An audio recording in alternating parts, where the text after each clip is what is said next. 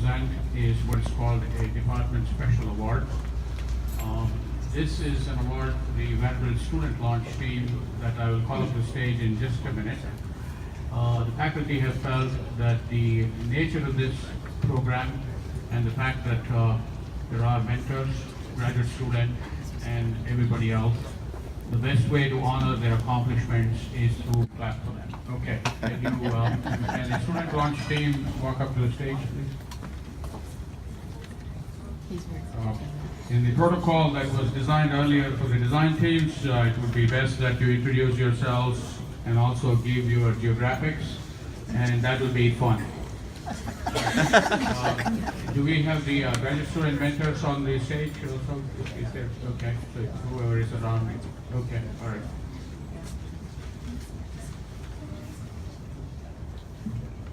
Hi, I'm Mitch Mejia from Glencoe, Illinois. I'm Dylan Shane from Nashville, Tennessee. I'm Quinn from Carbondale, Illinois. I'm Andrew Martin from Harrisburg, Pennsylvania. Dexter Watkins from Saucy, Arkansas. Andrew Voss from Columbia, South Carolina. Rob Rutherford from Fayetteville, Arkansas. I'm Matt Kelley from Cape Cod, Massachusetts. Hi, I'm Rebecca Riley. I'm from Birmingham, Alabama. I'm David Hirsch. I'm from Port Washington, New York.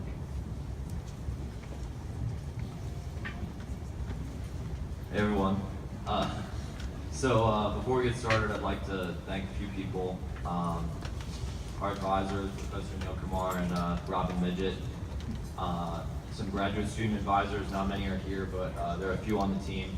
They've been here for a few years. And then Dr. Withrow for his support in the senior design program. The kind of incredulous success of this program doesn't really come down to us, it comes down to them, and they've been here for 8 years now supporting us. Incredible technical expertise and a lot of care for this program and this team. So I'd like to thank them. Can we do that?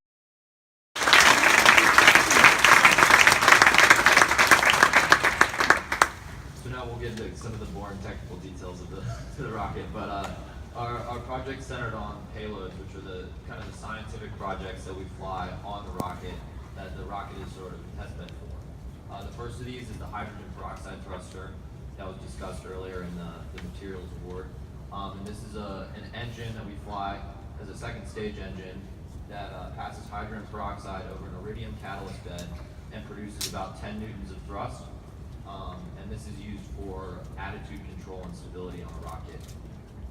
Delivering fuel to that, delivering the hydrogen peroxide, is the project that was talked about for Rob, which is a slosh abatement system, a series of baffles and bobbins that goes into our fuel tank, and it's used to keep fuel at our fuel pickup, even in a negative G environment, where all the fuel wants to hit the roof of the tank.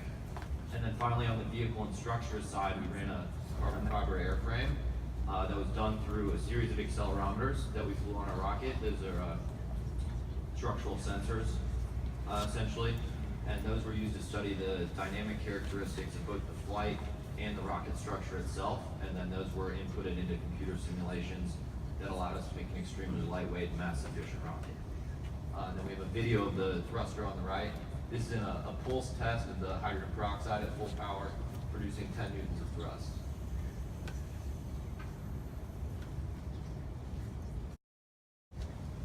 With a lot of custom components we've made.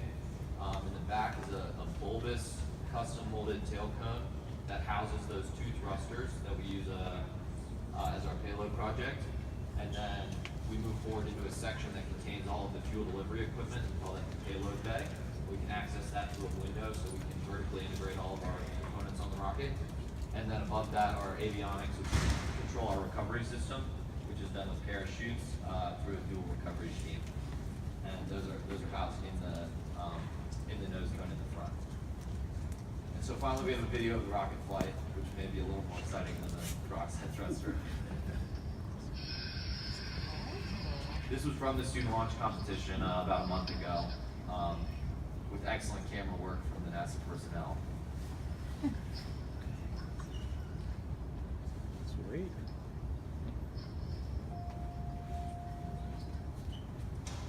Yeah, and that's all about it. All right. Thank you, Andrew. And I think I want to bring attention to this project by saying that it's a work of about 13 students for 8 months, and I think they can dispute it maybe 8 hours a day or 16 hours a day. So, yeah. Okay, how many hours are there in a day? So, okay, all right, so all for an 8-second rocket flight.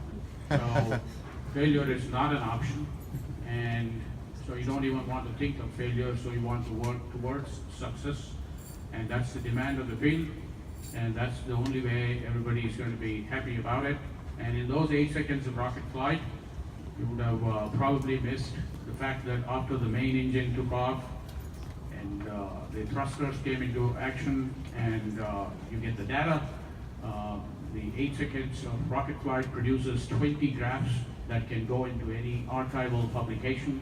So there's a lot going on. They produced a report that could probably run 200 pages. So it's not just a rocket flight, it's a rocket flight with engineering data that can be produced, talked about, downloaded, and presented in conferences and things like that. So let's give them a very, very big hand.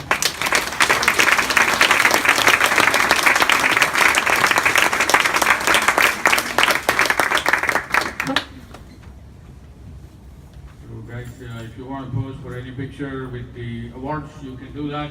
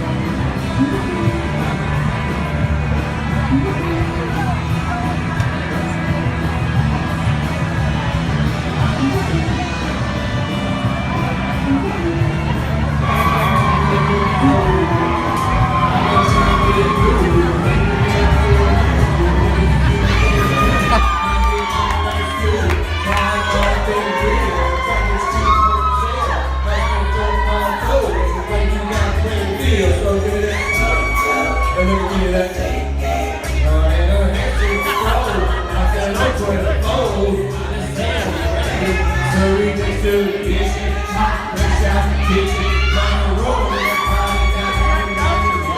shipping on broken road. I'm so on the drum. It's a freaking weekend.